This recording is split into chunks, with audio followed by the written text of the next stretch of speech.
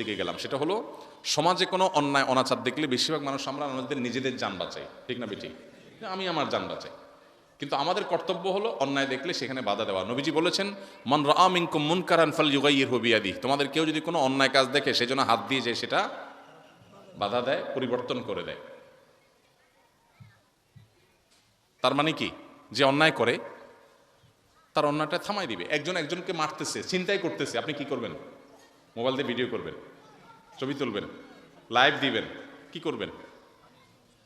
আপনি চেষ্টা করবেন সাধ্যে থাকলে এটাকে বন্ধ করার।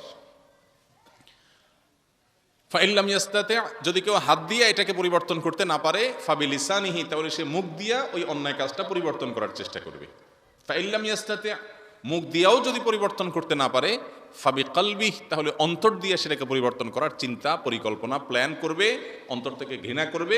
ওয়াযালিকা আদআফুল ঈমান, এটা হলো ঈমানের সবচেয়ে দুর্বল স্তর। আমাদের সমাজে বহু অন্যায় অনাচার হয়, দেখেও আমরা সবাই থাক, আমার দরকার কি, আমার তো কিছু হচ্ছে না, এই মানসিকতা আছে না নাই?